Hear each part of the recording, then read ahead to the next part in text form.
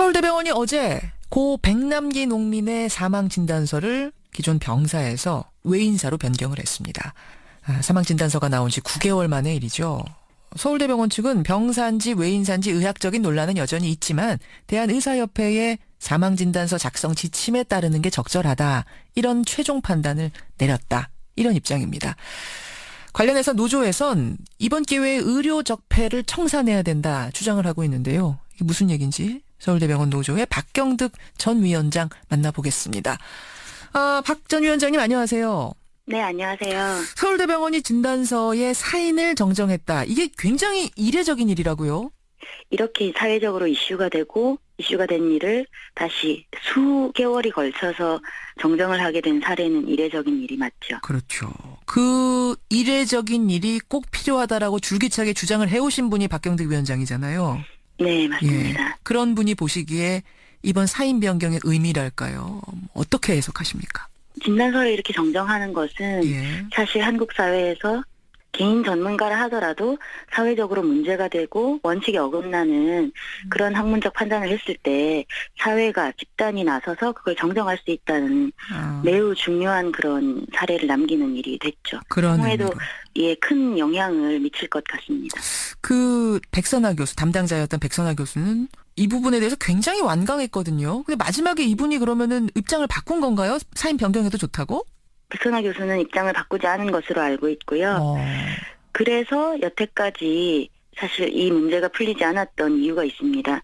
병원 내에 이런 의료 분쟁 소송이 있을 경우 의료윤리위원회를 열 수 있게 되어 있는데 당사자가 그 위원회에 참석을 해야 됩니다. 동의를 해야 되는데 백선호 교수 끝까지 위원회에 참석도 못하겠다. 열리는 것도 동의하지 않는다라고 해서 열지 못했던 거고요. 그러다가 그럼 어떻게 해갖고 그게 열리고 사인 변경까지 간 거예요? 진단서 발급한 사람, 거기에 명의를 올린 해당 전공의가 진단서 발급자이기 때문에 잠깐 정리를 하자면 그 당시 그러니까 마지막 사인을 자기가 찍어 넣은 사람은 전공이었던 거예요. 근데 그 위에 나는 교수와 상의를 했다. 백선아 교수와. 이렇게 하면서 결정을 내린 건 백선아 교수다. 이렇게 얘기가 전개됐던 거죠?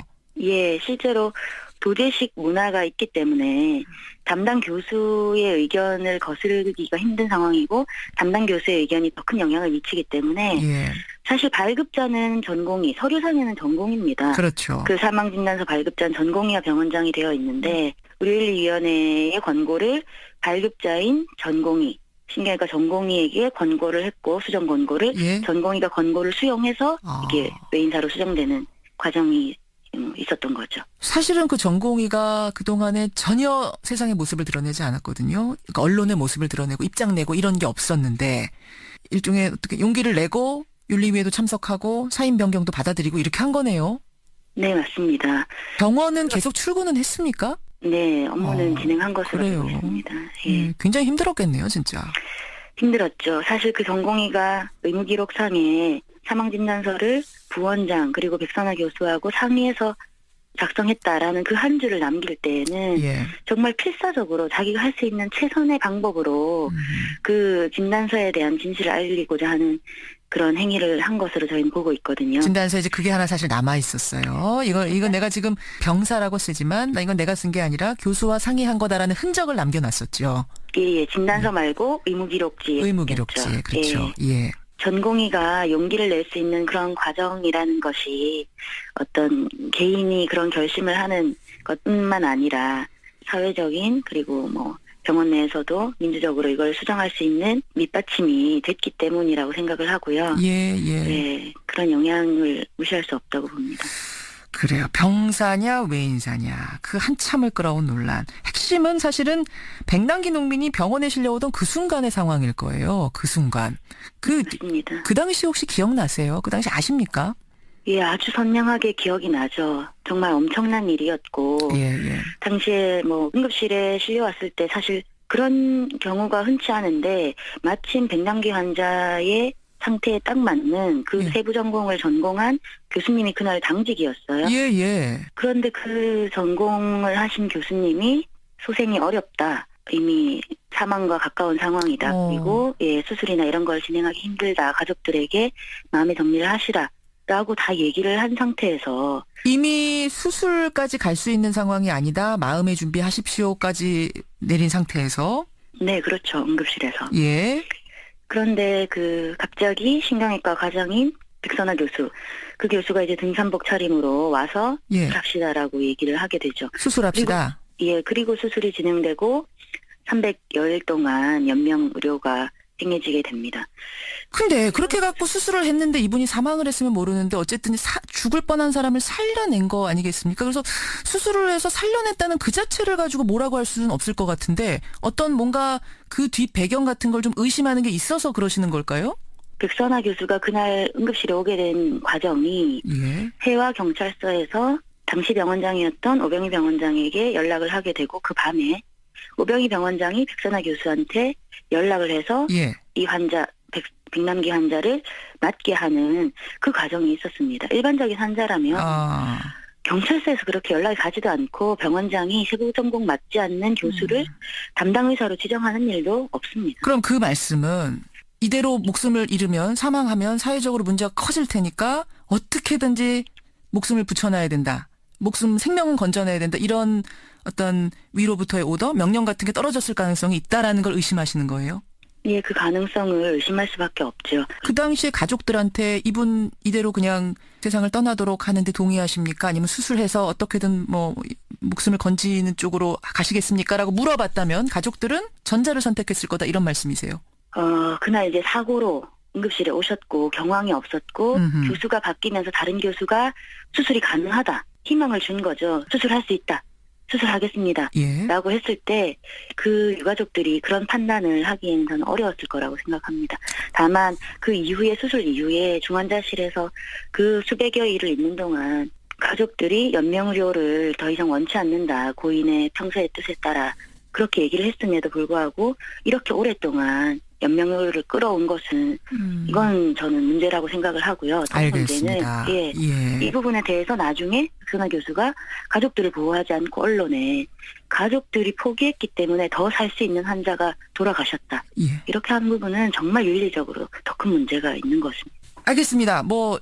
일단 이 사람이 어떤 위태위태한 환자를 수술을 통해서 살려놨다라는 자체를 지금 이제 비난할 수는 없는 문제고, 문제는 마지막에 이분이 돌아가실 때 이 병명을 이제 외인사로 쓰느냐 병사로 쓰느냐에 따라서 사실은 굉장히 상황이 달라지는 이 지점에서 이 교수는 달라지죠.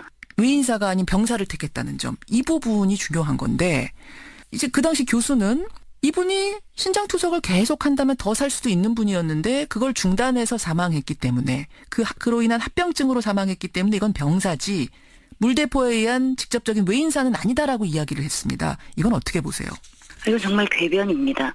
백남기 농민의 경우 병원에 들어올 때 이미 사망의 직전 단계였고 전문의로부터 소생이 어렵다라고 했고 의식이 없었습니다. 예. 이 환자가 경증으로 들어와서 점점 치료 과정에서 중증으로 발전된 것이 아니라 들어왔을 때 이미 회생 가능성이 없는 상태로 들어왔기 때문에 장기간 치료 과정에 다른 질병의 발생으로 병사가 됐다라는 것은 맞지 않는 얘기죠. 노조는 병원장 퇴진까지도 요구하고 계시더라고요. 서창섭 병원장이 이 백남기 농민 사건과 관련해서는 어떤 역할을 했는지 뭔가 좀 드러난 게 있습니까? 서창섭 병원장은 이후에 치료 과정의 기록이나 상황을 청와대에 수십 차례 보고한 것. 무단으로 열어본 것은 병원장이니까 권한이 있다라고 주장할 수는 있어요. 그런데 그 환자의 그 의료 기록을 외부로 유출하는 것은 이건 명백한 의료법 위반이죠. 그 기관이 아무리 청와대든 어디든 이 환자가 유가족도 동의하지 않는 경우에 이렇게 유출하는 것은 맞지 않는 거죠. 의료 적폐를 이번 기회에 청산하고 가야 된다 이런 주장하셨는데 돌아보면 참 긴 시간 논란이었던 사건이에요. 이번 사건에서 얻어야 할 교훈이랄까요? 뭐라고 생각하세요? 국민 누구라도 어떤 병원이라도 그렇겠지만 국립서울대학교 병원에 올 때에는 정말 이 병원이 내 생명을 지켜줄 수 있는 마지막 보루, 여기가 아니면 이제 그 다음은 없다라는 심정으로 생명을 내맡기고 병원을 믿고 신뢰하고 아마 찾을 겁니다. 그런데 권력의 요구 또는 그 어떤 부정한 요구에 의해서 국민의 신뢰를 저버리고 국민의 생명보다 더 중요한 판단에 근거를 가진다는 것은 정말 이 국가중앙병원으로서 역할을 할 수 있냐 없냐 존립 근거의 문제를 삼을 수밖에 없는 일이었거든요. 예. 네, 그런 잘못을 다시 국민의 힘으로 사회적 집단의 힘으로 바꿔냈다는 거 큰 의미가 있고 예. 앞으로도 뭐 할 일이 많겠죠. 그런 일들을 전체가 많은 사람들이 함께 바꿔야 된다라고 생각을 합니다. 여기까지 오늘 말씀 듣겠습니다. 박경득 전 위원장님 고맙습니다. 네, 감사합니다. 서울대병원 노조 박경득 전 위원장이었습니다. 저는 입장을 바꾸지 않은 것으로 알고 있고요. 그래서 여태까지 사실 이 문제가 풀리지 않았던 이유가 있습니다. 병원 내에 이런 이제 뭐 의료 분쟁 소송이 있을 경우 의료위원회를 열 수 있게 되어 있는데 예. 당사자가 그 위원회에 참석을 해야 됩니다. 동의를 해야 되는데 백선호 교수 끝까지 위원회에 참석도 못하겠다. 열리는 것도 동의하지 않는다라고 해서 예, 예. 열지 못했던 거고요. 그러다가 그럼 어떻게 갖고 그게 열리고 사인 변경까지 간 거예요? 진단서 발급한 사람, 거기에 명의를 올린 해당 전공의가 진단서 발급자이기 때문에 잠깐 정리를 하자면 예. 그 당시 그러니까 마지막 사인을 자기가 찍어 넣은 사람은 전공이었던 거예요. 근데 그 위에 나는 교수와 상의를 했다. 백선화 교수와. 네, 맞습니다. 병원은 계속 출근은 했습니까? 네, 업무는 진행한 것으로 그래요. 알고 있습니다. 예. 굉장히 힘들었겠네요, 진짜. 힘들었죠. 사실 그 전공의가 의무기록상에 사망진단서를 부원장 그리고 백선화 교수하고 상의해서 작성했다라는 그 한 줄을 남길 때에는 예. 정말 필사적으로 자기가 할 수 있는 최선의 방법으로 그 진단서에 대한 진실을 알리고자 하는 그런 행위를 한 것으로 저희는 보고 있거든요. 진단서에 이제 그게 하나 사실 남아 있었어요. 이거 내가 지금 병사라고 쓰지만 이건 내가 쓴 게 아니라 교수와 상의한 거다라는 흔적을 남겨놨었죠. 예, 진단서 말고 의무기록지. 의무기록지, 그렇죠. 예. 전공의가 용기를 낼 수 있는 그런 과정이라는 것이 어떤 개인이 그런 결심을 하는 것뿐만 서울대병원이 어제 고 백남기 농민의 사망 진단서를 기존 병사에서 외인사로 변경을 했습니다. 사망 진단서가 나온 지 9개월 만의 일이죠. 서울대병원 측은 병사인지 외인사인지 의학적인 논란은 여전히 있지만 대한의사협회의 사망 진단서 작성 지침에 따르는 게 적절하다. 이런 최종 판단을 내렸다. 이런 입장입니다. 관련해서 노조에선 이번 기회에 의료 적폐를 청산해야 된다 주장을 하고 있는데요. 이게 무슨 얘기인지 서울대병원 노조의 박경득 전 위원장 만나보겠습니다. 박 전 위원장님 안녕하세요. 네, 안녕하세요. 서울대병원이 진단서에 사인을 정정했다. 이게 굉장히 이례적인 일이라고요? 이렇게 사회적으로 이슈가 된 일을 다시 수개월이 걸쳐서 정정을 하게 된 사례는 이례적인 일이 맞죠. 그렇죠. 그 이례적인 일이 꼭 필요하다라고 줄기차게 주장을 해오신 분이 박경득 위원장이잖아요. 네, 맞습니다. 예, 그런 분이 보시기에 이번 사인 변경의 의미랄까요? 어떻게 해석하십니까? 진단서를 이렇게 정정하는 것은 예. 사실 한국 사회에서 개인 전문가라 하더라도 사회적으로 문제가 되고 원칙에 어긋나는 그런 학문적 판단을 했을 때 사회가 집단이 나서서 그걸 정정할 수 있다는 매우 중요한 그런 사례를 남기는 일이 됐죠. 그런 향후에도 예, 큰 영향을 미칠 것 같습니다. 그 백선화 교수, 담당자였던 백선화 교수는 이 부분에 대해서 굉장히 완강했거든요. 근데 마지막에 이분이 그러면은 입장을 바꾼 건가요? 사인 변경해도 좋다고? 백선화 교수. 이렇게 하면서 결정을 내린 건 백선화 교수다. 이렇게 얘기가 전개됐던 거죠? 예, 실제로 도제식 문화가 있기 때문에 담당 교수의 의견을 거스르기가 힘든 상황이고 담당 교수의 의견이 더 큰 영향을 미치기 때문에 예. 사실 발급자는 전공의, 서류상에는 전공입니다. 그렇죠. 그 사망진단서 발급자는 전공의와 병원장이 되어 있는데 의료윤리위원회의 권고를 발급자인 전공의, 신경외과 전공의에게 권고를 했고 수정 권고를 예. 전공의가 권고를 수용해서 이게 외인사로 수정되는 과정이 있었던 거죠. 사실은 그 전공의가 그동안에 전혀 세상의 모습을 드러내지 않았거든요. 그러니까 언론의 모습을 드러내고 입장 내고 이런 게 없었는데 일종의 어떻게 용기를 내고 윤리위에도 참석하고 사인 변경도 받아들이고 이렇게 한 거네요.